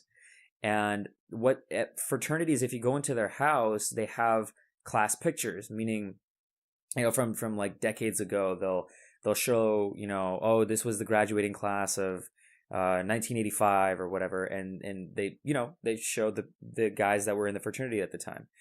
And if you go back to, I'd say, the 1990s and prior, so but prior to the 1990s, let's say the 1980s and before, Sure. it was purely white guys. Yeah. All white. And I could see it. I was like, wow, that is a massive shift. If you go through, then you go into like the 1990s, and there's a few like Asian kids here and there. There's, a few more black people in there, and people outside of the white race, right? Then all of a sudden, the 2000s hits, and more people. That's when a massive shift happened, and there are a lot of more. There was a lot more diversity. Let's It put it that way. accelerated like in the past 4 years, maybe 5. So Yes, and then in now it's like, I wouldn't even say the past 4 or 5 years. I would say the past like decade. So since around 2000s. 2010, Yeah. yeah, ever since about 2009, 2010, dude, that's when things completely changed. And I'm like, okay, now it's like completely equally diverse. And I'm like, okay, I don't think we need to even fight for this anymore. Quite honestly, like in fact, you're making even a bigger deal out of it today than you used to. Does that make sense? And the problem's almost gone, in my opinion. I don't see any. I'm not saying just because I haven't personally experienced any of this kind of thing, others don't. But it's practically so minimal nowadays that, the way racism really plays out is more on a sociological level now, right? Mm-hmm. So, like, for example, I'll give the example. Black people, they do not have as much generational wealth as white people do. Meaning, for example, what happens is, because black people were slaves back in the 1860s, right? And afterwards, what happened was, Jim Crow laws and all this kind of stuff, right? Like, I'm pretty sure people know their history here, or I'm making the assumption that they do. What happened was, after they were freed, they had to start from scratch. They had to start from zero. And it wasn't even fair after they were freed, right? Because of Jim Crow laws and everything like that. Until the civil rights movement, let's say. Right, 1960s, yeah. Yeah. So they didn't have generational wealth. Their parents weren't able to pass them down wealth. Does that make sense? Yep. They didn't have any wealth. They didn't own any wealth, you see, because they were owned. You see what I'm saying? So, but white people have had, generational wealth passed down. And just this is why part of the reason is that they're able to afford living in better areas, let's say. Now I'm not going to apply this to every single black person or every single white person, right? Because that would be racist on my part. How dare you? Yeah, I know, right? But I am going to say that there are cases out there like this, and this is what sociological studies have shown. And they say, oh, like, people can't make it out of the Bronx, or, people can't, why is this area so concentrated in white people? They have such a disadvantage. There's privilege everywhere. They don't have it. Yes, and this is what would be known as white privilege, right? Now, here's the thing. What kind of a way is there to get rid of this whole generational wealth gap? It's to tax, right? It's to tax it and redistribute that income in the form of, whether it's through programs or through... I don't know. Is that really going to solve the problems? Cases. More money? I don't think so. You see, that's the thing. I don't think so, because I think, people have to work for what they have to work for. Unfortunately, it is a sad reality. But give it 2 or 3 generations, this sort of generational wealth gap should pretty much be eradicated. It should be gone by then. Now, I don't think it's right to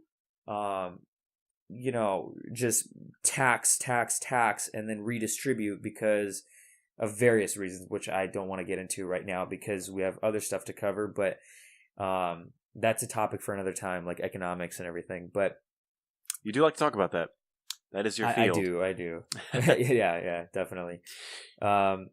It's so, they say that people have to work their way up. Countries have to work their way up. You see, wealth isn't just created out of nowhere. You know what I'm saying? Like, we all want to live in a very morally uprighteous world where all these resources are distributed perfectly equally. It just doesn't work that way. Production just goes down. You have to understand human nature at that point, right? A little bit of redistribution is fine, right? If it's very extreme, right? We have to have these programs to help them get up on their feet and to help them out, right? But it's very bad and very wrong to just give them free money by redistribution. They Welfare, need to yeah. earn it. Everyone needs to earn it. Not just they. Not just, I don't mean to like target a specific group or anything. How dare you? But I know, right? I'm such an evil bastard. They. But everyone needs to work their way up. And not everyone is going to be born into the same situation or the same families or whatever the case may be, but that's just life. Like, what are you going to do about that? You know, you're going to try to equalize the playing field on that one also.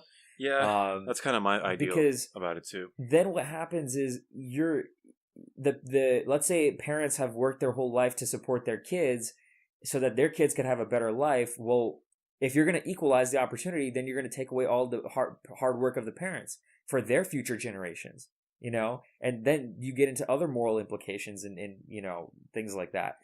And that's not correct either. That's not correct. I completely disagree with that. It doesn't help them if you just give them free shit because life isn't going to be easy. You know, it's better to train yourself to toughen yourself up to just hit the road and work for it. You know, the system is, you know, I'm sure the system is somewhat against people, you know, and there's various examples of that. But Jordan Peterson had a I'm quote rambling now in respect to that. because No, no worries. That's good. I'm on a rant. Alex Jones ain't it. So Yeah, seriously. Jordan Dude, Peterson. if I had a few drinks in me, I wouldn't stop talking. I know, right? So, what was I going to say? Jordan Peterson. So, Yes. he had a quote in respect to this whole idea of, you know, working hard and taking responsibility. He was saying that in respect to the individual, it is not a good idea to always look toward rights, pleasure, and impulses, but it's always necessary to go towards responsibility, discipline, and what was the third point? Responsibility, discipline, and that third one escapes me. But you know what I'm talking about, right? So I get the idea. Yeah. many people are not adopting that idea. They're very much on board. I'm talking about the people on the left. Mm-hmm. They want their rights. They want their pleasures. They want, you know, legalized marijuana, things like that, and they want to base everything off of emotions and feelings and what's morally correct. 100%. That makes sense. Yeah. So Yeah. Not even that, but or not even just that, but like, here's the thing you have to consider is that in any system where you have freedom, complete freedom, you are going to have inequalities. right. You can, by trying to equally distribute everything, what you're doing is you're elevating the people who are poor in ability and you are suppressing the people who are meant to excel. And you may be doing this for moral reasons, but you're taking away freedom from people, and that's immoral as well.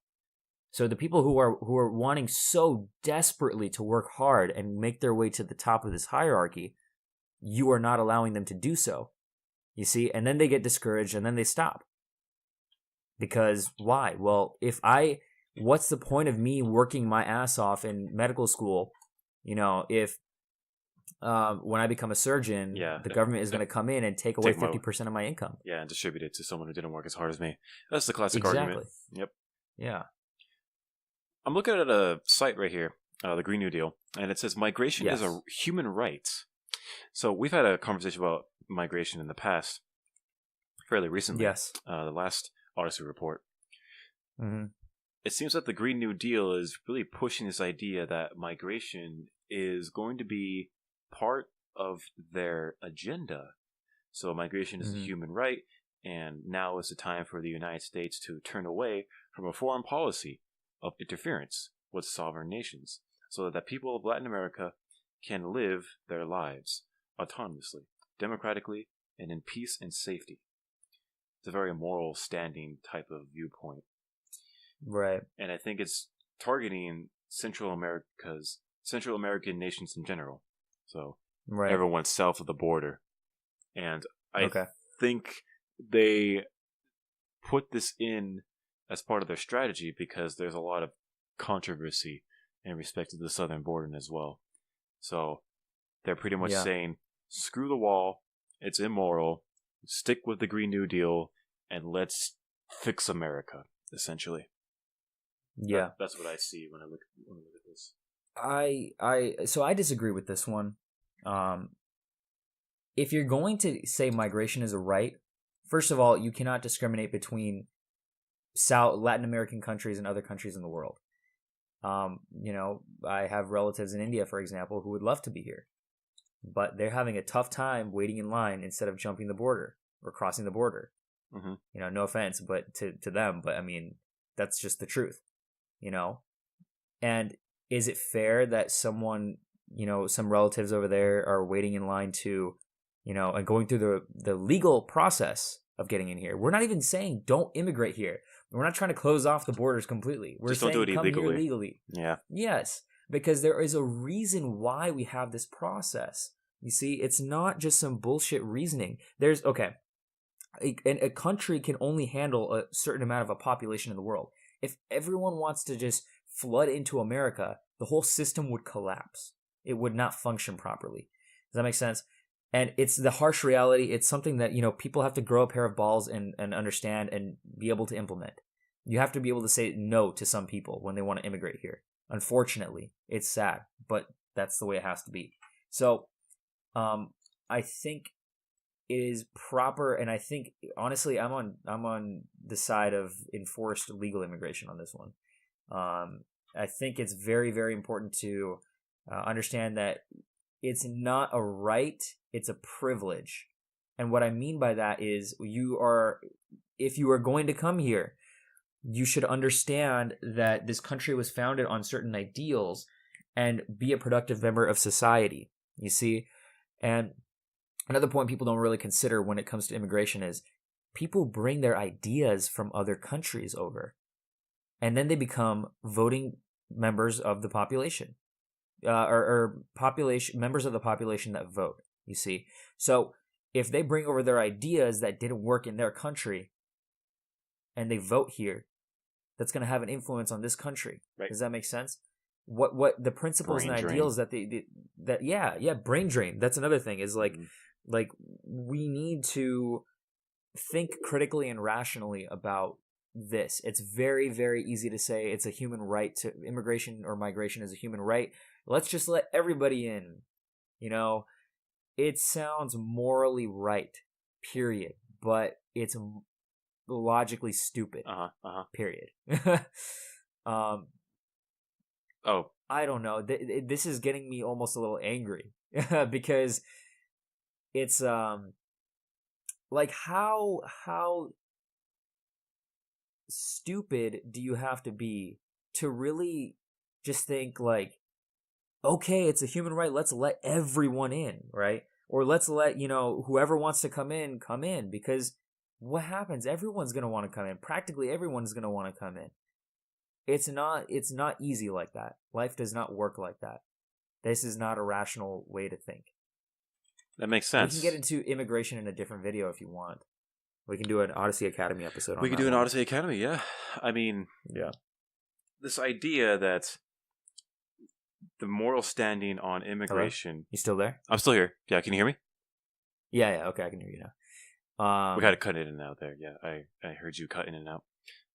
Yeah. So about immigration and migration in general, it's an awful thing to say no to someone, right? At the border. Yeah. Someone who's trying to get away from poverty, who's trying to get a better life for themselves, and to really deny them access to a life of opportunity. It's a bad thing, right? Everyone can agree on that. But when it comes to individuals in America, you have to consider that letting everyone in, like you were saying, without any just any testing or just review in any general. process. Yeah, any kind of process, legalization type of thing. It's a bad thing to not implement those, right? So everyone would just come in. It'd be a bad time for Americans inside as well, because they would alter culture in a way where it would, I don't want to say harm Americans, but it would change things drastically, right? So if we accepted every Mexican that wanted to come from the southern border, for example, life in Texas would be really different. Yeah. Because they would just be overwhelmed with Hispanics in general. So I think we have to keep in mind the intentions and the rights of American people as of right now inside the border. So you have to protect the people you really care about inside the wall, I agree. essentially. Yeah, I agree absolutely. I think that's all we have to say, to be honest, about migration. We don't have much else to report on. I do have one thing to add quickly. Go for it. It also comes down to your personality traits. Also, it comes down to agreeableness. I think it was on the one test versus disagreeableness. Yeah. They say women tend to lean more towards the agreeable side, and men tend to lean a little bit more towards the disagreeable. I think that biological fact is because they work with children most of the time, just throughout history, right? I'm not saying like now. Right, and women have been nurturers in our evolutionary past, right? Like, and to be able to be a nurturer, you have to be able to connect with your emotions and be able to connect with other human beings, and so you have to sort of be agreeable to a certain degree. All right. Now, on the extremes, if you talk about it, the extremes, the most disagreeable people on the planet are men, and the most agreeable people on the planet are women, on the extremes of the spectrum, right? But if you look at it, if you look at the population as a whole, then it's slightly tilted towards men and slightly tilted for women in their respective directions. Now, if you are agreeable, you want to close off dominance hierarchies.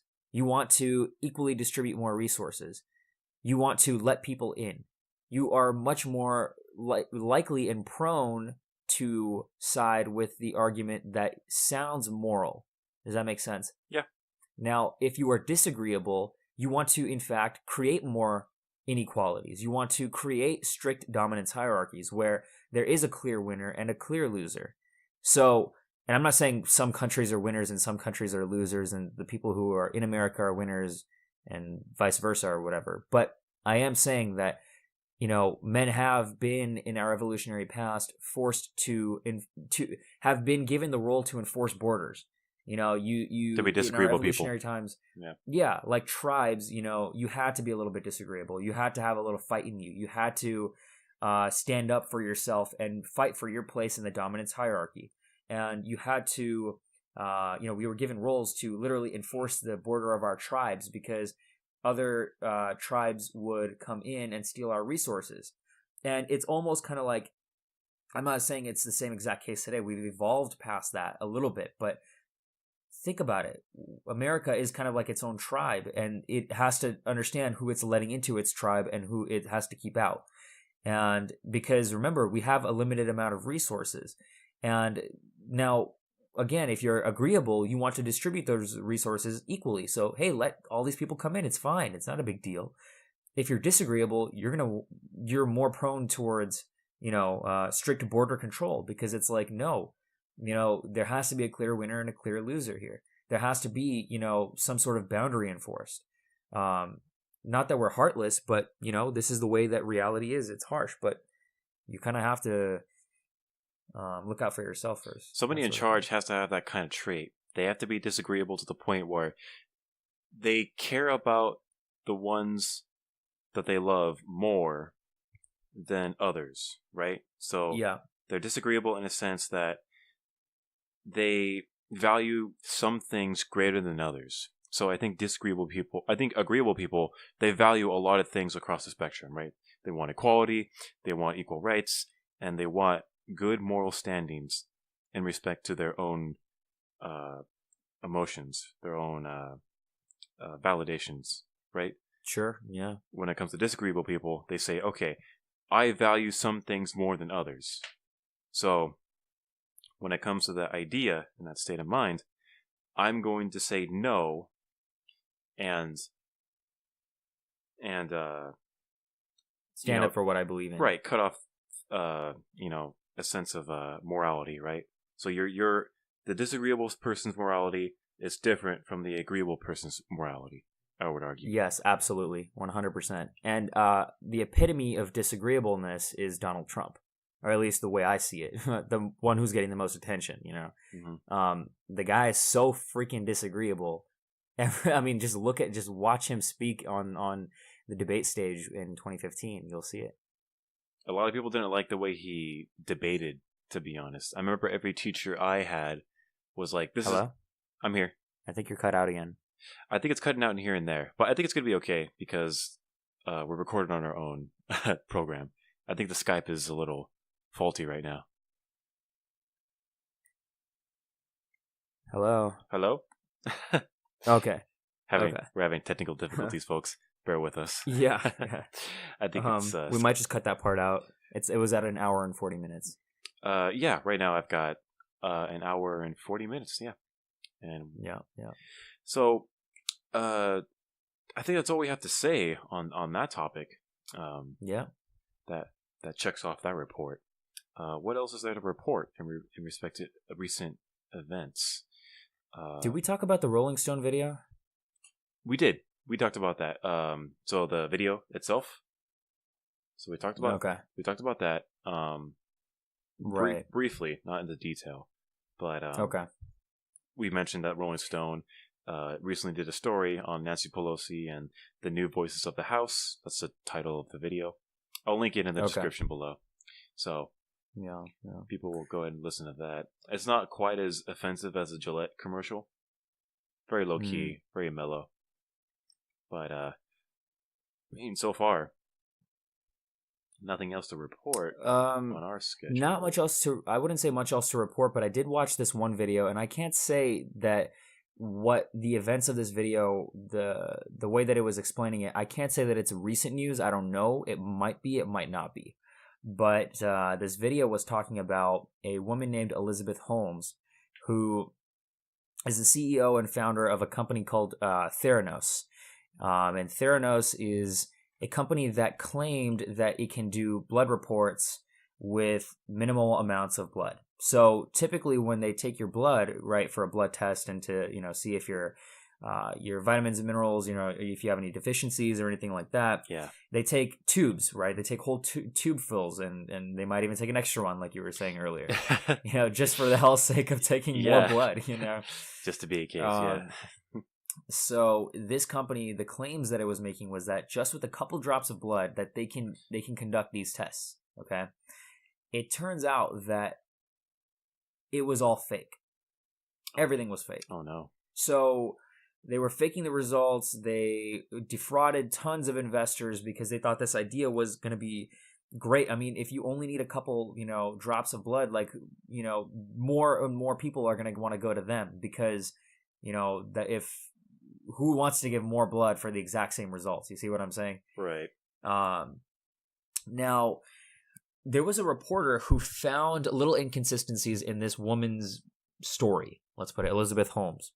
He said, how can a woman who, went to college and dropped out after, I think it was 2 years or like a year into her master's degree, she dropped out essentially.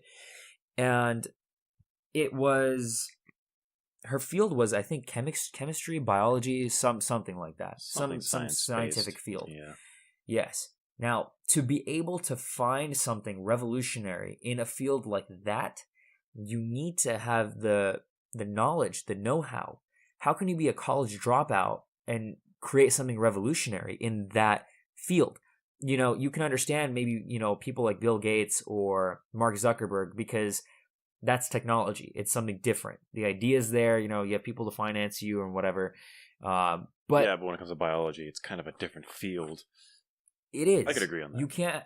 You're trying to pioneer something new. You kind of, would ideally need to know everything you need, about that field, or at least the current, let's say, knowledge about it. So what happened was this guy found this inconsistency, and he dug a little deeper, and he found out that her the whole thing was a lie, right? And it was so bad that when they found out and they sort of confronted her, she kept lying about it. Like, no, we're actually, this is real. And then when they actually gave her a court ordered, I think the court ordered her to do something to dismantle her company or whatever. She told her investors the exact opposite. She said, "Oh, we might be starting a new company in a month, or whatever." So how, people are, you kind of have to understand that there are certain types of people out there who are willing to go as far as this to make money, to have power, to do whatever, right? Now, is that, a common thing? I don't know, but this is how you can, and the video was talking about, this is how you can tell that if someone is a narcissist or not, right? Whether they, like, there were traits that they were describing about Elizabeth Holmes, just things like, do they lie? And when they're caught in the lie, do they, do they continue lying? Or things like they, will dismiss you, or they lie about ridiculous things, whatever it is. They're obsessed with their image, and just, this is sort of this is how Elizabeth Holmes was, essentially. And I don't know how recent this was, but I just saw that video, and I thought that was crazy. It's a good thing to report. I'm looking at the Wikipedia page on her right now, and it says she dropped out of Stanford's School of Engineering and used her tuition money as a seed funding for a consumer healthcare technology company known as Theranos. So, right. School of Engineering is no joke, especially when you're going for your master's. So, no one can blame her there. But the idea that she went through with this type of falsified data and research tells you something about the individual of Elizabeth in general, right? And then you showed me, you were talking about a video about the 5 signs you're dealing with a narcissist. Yeah. So we were trying to make that connection right away. And I wonder why you jumped to that conclusion. Did you think about that when you heard of her failure of the company? I personally did not. Okay. Actually, you know what? I did a little bit, but only because to take it that far, you don't see too many people taking it that far. At least not in public. At least not that people have uncovered. I'd say, Far. Yeah. But to base your power, your financial, whatever it is, your legacy on something that's completely fabricated and false, just for the sake of having power and money and whatever, is, in my opinion, narcissistic. Because you're only after, I mean, I guess every human being seeks power, right, to a certain degree. No matter, the ones that claim that they don't, you have to watch out for those ones the most, because they're the ones that use the moral arguments to say they don't want power. But every human being strives for it naturally, But I personally wouldn't have jumped right away to that conclusion. I would have just been like, wow, that's a hell of an individual. That's a really evil person right there. Oh, wow. I'm looking at the criminal charges right here. Speaking of the evil person, on June 15, 2018, following an investigation by the U.S. Attorney's Office in San Francisco that lasted more than 2 years, a federal grand jury indicted Holmes and former... Indicted, sorry. And the former COO and the president, Ramsey, some weird name, some guy, on 9 counts of wire fraud and 2 counts of conspiracy to commit wire fraud. So it looks like here, 1 to defraud investors. Oh, okay, so they were misleading investors. That's a big deal. The other to defraud doctors and patients, right, based on data and research. After the indictment was issued, Holmes stepped down as a CEO and remained chair of the board. The case is proceeding in the U.S. District Court in San Jose. Holmes and the the former COO, have pleaded not guilty. They face up to 20 years in prison. So, was she charged? Like, did she go to jail? I think it's probably recent news, maybe. Recent Because didn't it say that it's still happening in San Jose right now? The case is proceeding in the U.S. District Court in San Jose. Okay, so they have pleaded not guilty. Okay. Okay. I'm going to go to the footnote 56 here. 56. So here, disgrace and criminal charges. Ooh. 2 counts of conspiracy to commit wire fraud and 9 counts of wire fraud. She looks kind of crazy, to be honest, if you ask me. Looking at her right there. Oh, man. Massive fraud, obtaining $700 million in investments. That's a lot of money. She must have really talked her way through things. Jeez. Yep. What else are we looking at here? As part of the settlement arrangement, Holmes will pay a $500,000 fine and will be barred from serving as a director or office, right? So she can no longer serve as in charge. 2 defendants, who that? Yada, yada, yada. No mention of her being in jail. Okay. From serving for 10 years. Denying wrongdoing. Okay, so she kind of admitted it. So she didn't deny wrongdoing. So she owned up to her little scam. Okay. Yeah, this is a serious issue. I did not know about this lady. Yeah. It kind of makes you think, right? You know, the Food and Drug Administration doesn't really FDA look over. Yeah, they don't look over multivitamins, tablets, things like that, right? That people take. And there are a lot of people out there who take multivitamins every day. They take their tablets. And they don't realize that the FDA doesn't really approve of it. Yeah, I mean, it's not that they don't disapprove or whatever, really but they don't approve. It's not reviewed, exactly. Okay. It's not. So for all we know, companies are just making little tablets that have powder that don't mean shit. There's no multivitamins in there for all we know, or minerals. This is a new topic for another Odyssey Academy episode, because the drug companies have a very, very high influence in just on people, the medicine market in general, like on doctors and on insurance, medical insurance companies. And, the FDA doesn't really regulate them. They're out of control, I believe. Yep. That's another topic to talk about. We definitely will. In my past, I've never had severe medical need, to be honest. Like, I never taken, like, usual pills. I've never, needed, like, surgery. So I can't really relate much, to be honest. Yeah. Me either. I think I did say on the first episode of Odyssey, at the very beginning, first, actually, the very first thing we said, we were talking about doctors and whether we've been injured and things like that. And so I think, so all I had was one major allergic reaction, and that was it. And they usually say if you're having an allergic reaction, you need to take Benadryl. And Benadryl did not work for me. I took so much Benadryl, it didn't work, right? So I went to the ER, and they stuck a needle in me, and they were pumping Benadryl, like, throughout my bloodstream, like, and that finally calmed it down a little bit. And I was just at a rash all over. I was so itchy that I was having, like, seizures in my legs.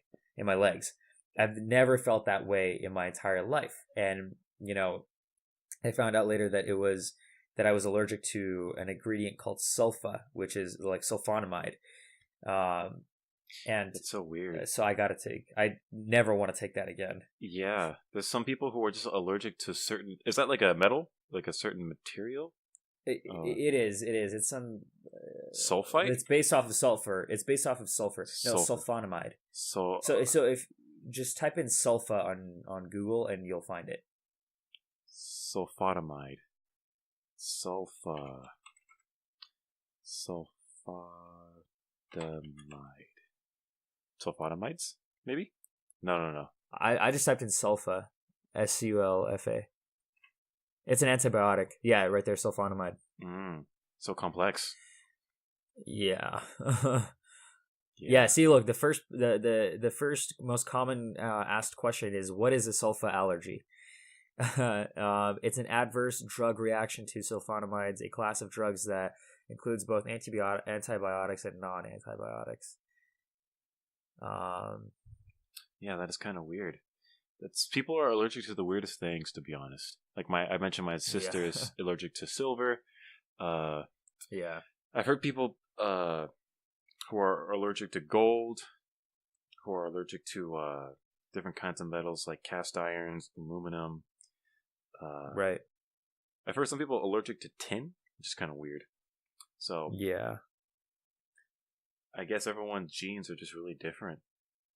Mm-hmm. And I guess it's another topic to talk about in the academy. Jeez, Definitely. so much to talk about. I know, man. It's exciting. There's a whole future ahead. Whole future ahead. Well, we're kind of heading toward the end here on 2 hours. So, anything else we want to say? Any last mentions? No, I think I'm okay. Like, I think we Yeah, can call it an episode. pretty productive episode here. We covered a lot of topics. I got a lot of things for our reference list here for our descriptions. So, Yeah. thanks for listening in, if you're still listening. Awesome. We'll see you soon. See you soon, guys.